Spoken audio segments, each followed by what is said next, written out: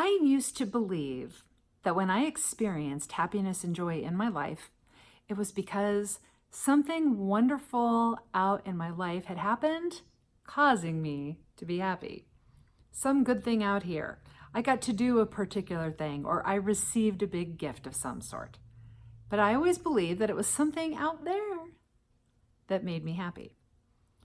What I had to discover was that if something out there had the power to make me happy, well, then something out there had the power to take away my happiness and joy if it didn't happen.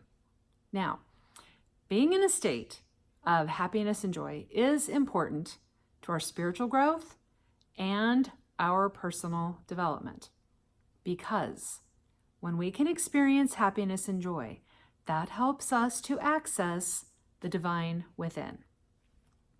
When we have access to that indwelling spirit, this is when we notice the synchronicities that happen in our life.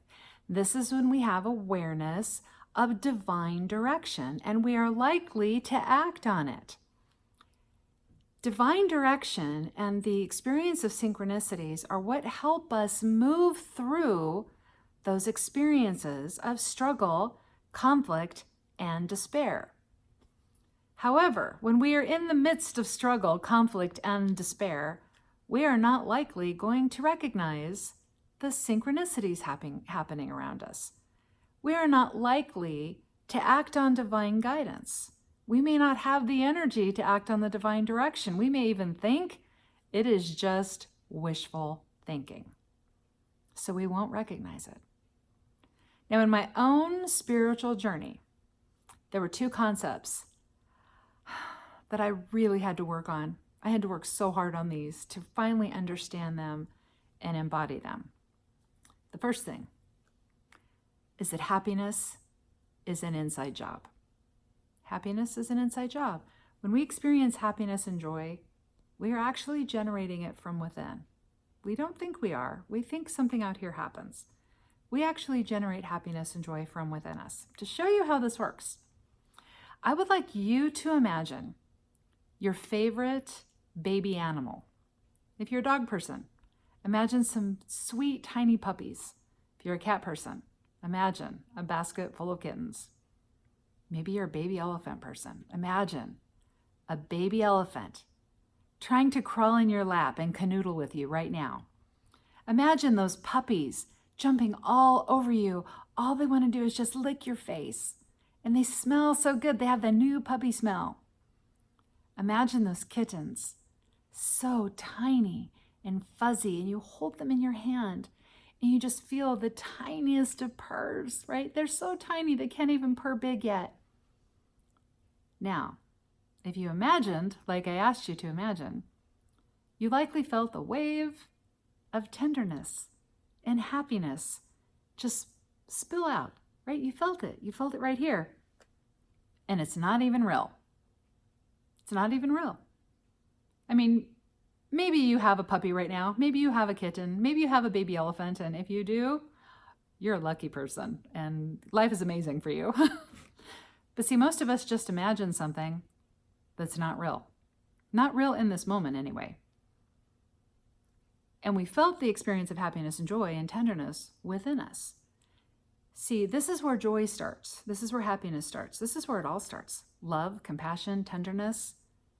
It all starts here and spills out into our lives.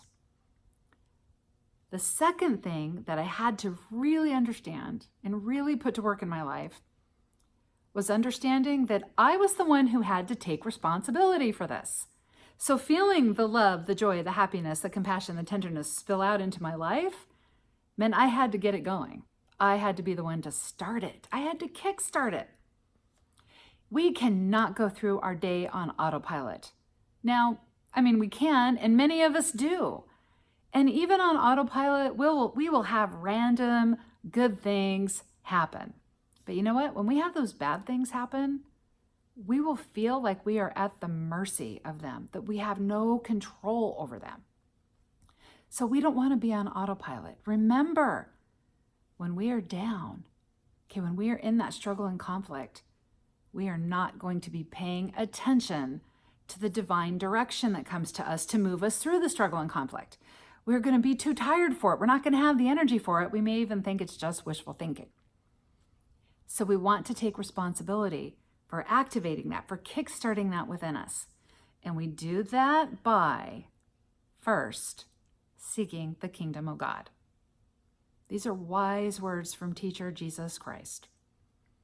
Seek first the kingdom of God, and then all good things will be added to you.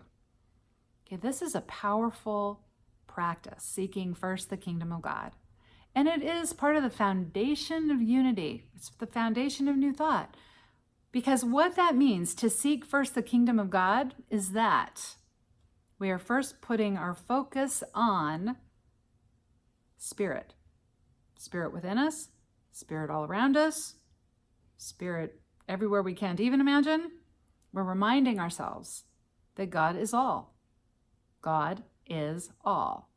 Source is all. Everything that's ever been and ever will be is from Source. Everything in the realm of the unseen is from Source. Every idea, every inspiration, Source is from Source. It's all of us from Source. If all of this is from Source, then that means us too. That means you too are from Source. You are an extension of Source. You are an emanation of Source. You are the activity of spirit walking around in a body right here, right now. Now, when we practice this first, seek first the kingdom of God. So when we first practice that, realigning ourselves with the indwelling spirit, remembering our own divine nature, then we trigger the experience of joy and happiness. Now, sometimes even that is still hard. You may find yourself in a situation like I have found myself in this situation, in struggle and conflict, and thinking, okay, seek first the kingdom of God. God is all things, everywhere present, yada, yada, yada. Just not able to get myself into feeling it. And so what I do is this. I say yes. I say it loud, and I say it over and over again. Yes, yes, yes, yes, yes, yes, yes, yes, yes, yes, yes, yes, yes, yes. Because I guarantee you say it enough, and you are going to start feeling better. It will eventually get you to move into that space where yes, yes, yes, yes, God is everywhere present. God is all things. And that means me.